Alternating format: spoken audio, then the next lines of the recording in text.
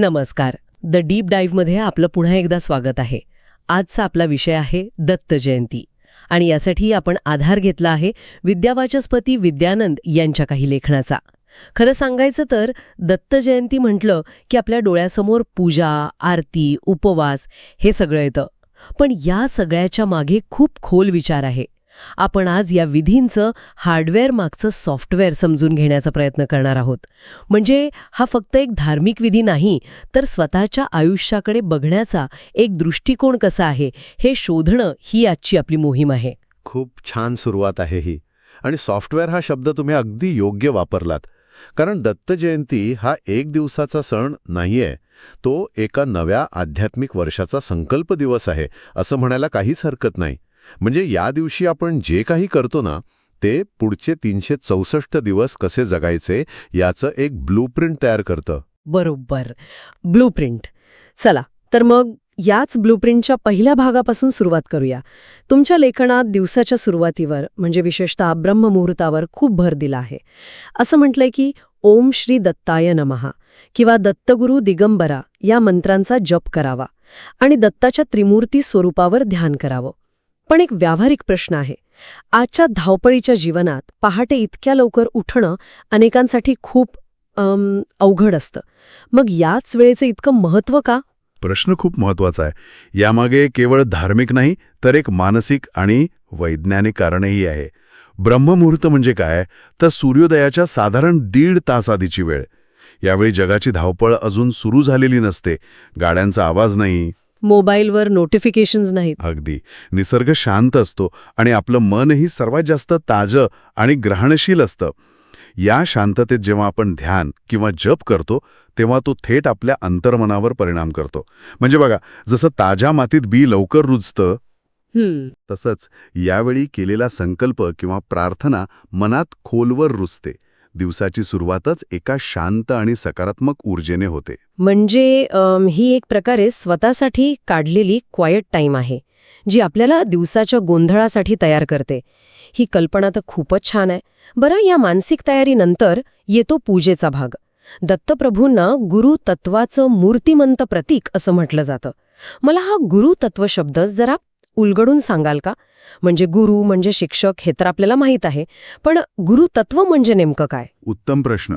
गुरु हा शब्द व्यक्तिपुरता मर्यादित नाहीये.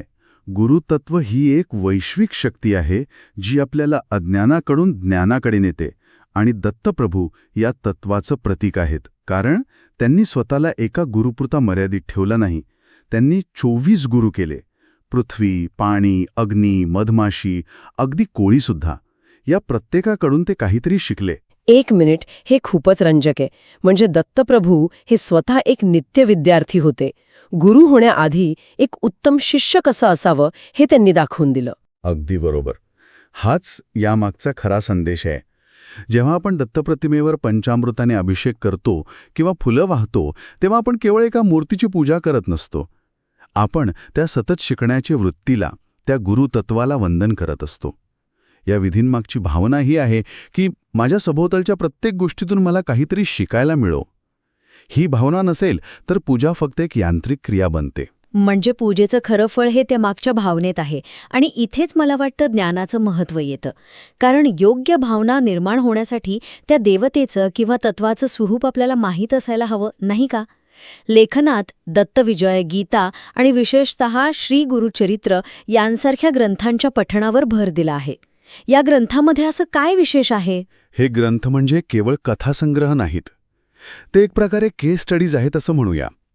श्री गुरुचरित्रात अनेक कथा आहेत जिथे सामान्य लोकांना त्यांच्या सांसारिक अडचणींमधून मार्ग दाखवला आहे. उदाहरणार्थ, एका कथेत एका गरीब स्त्रीला तिच्या कष्टाचं महत्त्व पटवून दिलं जातं.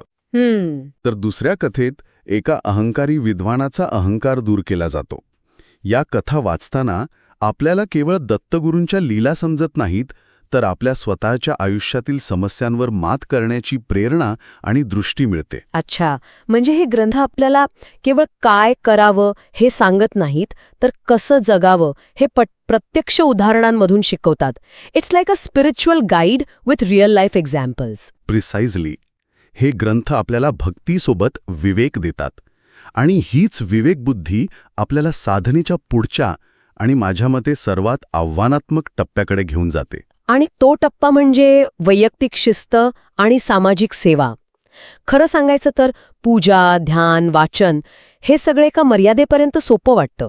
पण खऱ्या आयुष्यात स्वतःवर नियंत्रण ठेवणं आणि इतरांसाठी काहीतरी करणं हाच खरा कसोटीचा क्षण असतो.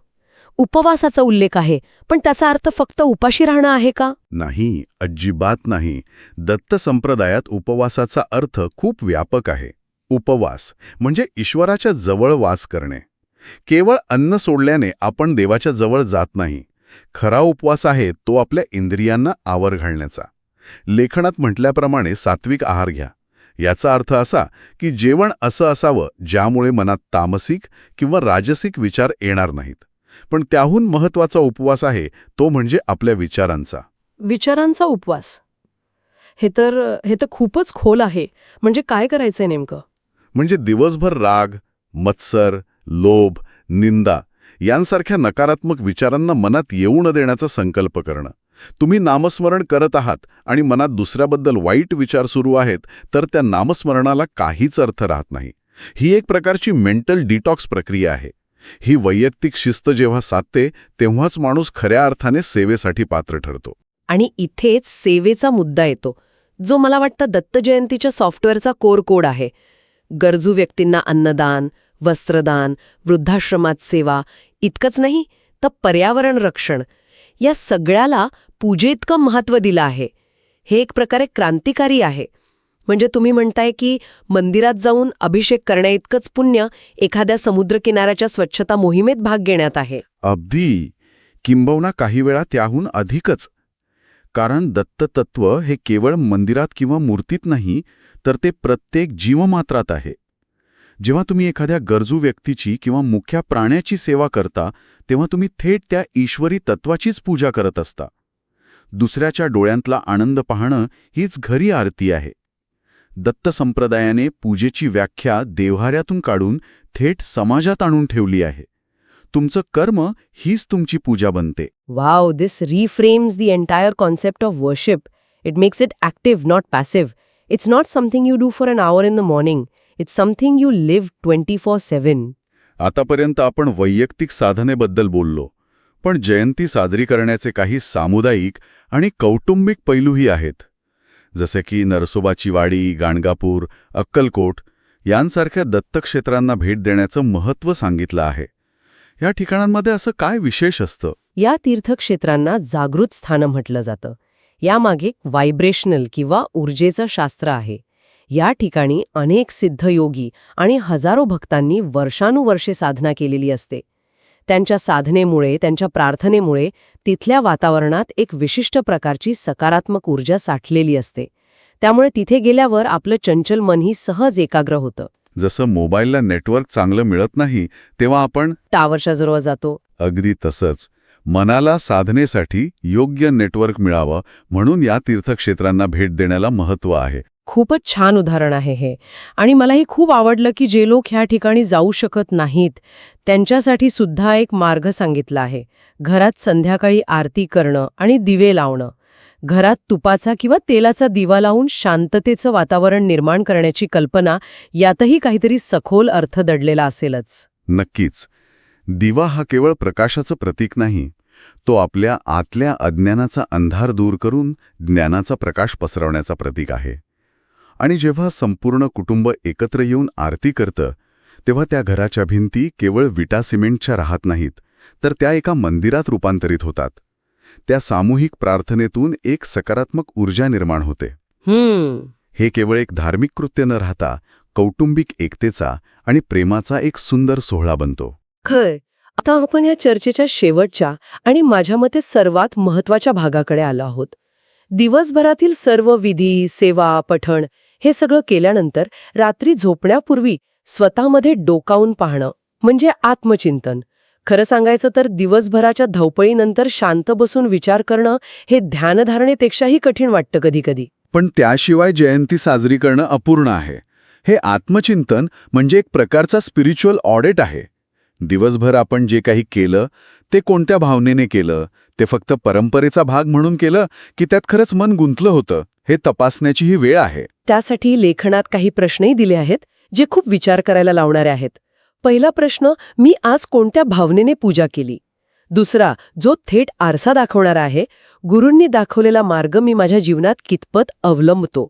आणि तिसरा, जो भविष्यासाठी आहे, पुढील वर्षात आध्यात्मिक प्रगतीसाठी मी कोणता एक संकल्प करू शकेन? हे प्रश्न महत्त्वाचे आहेत कारण ते या एका दिवसाच्या उत्सवाला तात्पुरतं महत्त्व देत नाहीत. ते या दिवसाला पुढच्या संपूर्ण वर्षाच्या प्रवासाची सुरुवात बनवतात. आज केलेला संकल्प पुढच्या दत्त जयंतीपर्यंत टिकला पाहिजे, यासाठी हे आत्मचिंतन आपल्याला दिशा देतं. नाहीतर दरवर्षी जयंती येईल आणि जाईल, पण आपल्यात काहीच बदल होणार नाही. It's about turning a ritual into a resolution. तर आजच्या या चर्चेतून एक गोष्ट अगदी स्पष्ट झाली आहे. दत्त जयंती ही केवळ एक पूजा किंवा परंपरा नाही, ती एक संधी आहे. आपलं जीवन अधिक शुद्ध, शांत, सेवाभावी आणि आध्यात्मिक बनवण्याचा एक वार्षिक संकल्प करण्याची संधी आहे. हे एक सेल्फ इम्प्रूव्हमेंट वर्कशॉप आहे जे वर्षातून एकदा येतं. आणि सर्वात महत्त्वाचं म्हणजे या दिवशी श्रद्धा आणि प्रेमाने केलेली प्रत्येक लहान मोठी कृती, मग तो एक मंत्रजप असो, एखाद्याला केलेली मदत असो किंवा रात्री केलेलं 5 मिनिटांचं आत्मचिंतन असो, ती गुरुकृपा आकर्षित करणारी ठरते. यात कर्मकांडाच्या विस्तारापेक्षा भावनेची शुद्धता अधिक महत्त्वाची आहे. खरंच, या चर्चेतून दत्त जयंतीकडे पाहण्याचा एक नवीन आणि खूप सखोल दृष्टिकोन मिळाला. हे केवळ विधी नाहीत, तर एक संपूर्ण जीवनशैली आहे. जाता जाता श्रोत्यांसाठी एक विचार सोडून जाऊ इच्छितो. नक्कीच. आजच्या काळात जिथे आपण सर्वजण आपापल्या आयुष्यात व्यस्त आहोत, तिथे दत्तप्रभूंची सेवा ही शिकवण आपण आपल्या दैनंदिन जीवनात कशी आणू शकतो? कदाचित रोज ऑफिसमधून येताना लिफ्टमधल्या वॉचमनला हसून कसे आहात विचारणं ही सुद्धा एक सेवा असू शकते. किंवा आपल्या घरी काम करणाऱ्या व्यक्तीला एक कप चहा देणं ही सुद्धा सेवा असू शकते. कोणती अशी एक लहानशी कृती आपण आपल्या रोजच्या जगण्याचा भाग बनवू शकतो, जी आपल्याला त्या गुरुतत्वाच्या जवळ घेऊन जाईल? यावर नक्की विचार करा.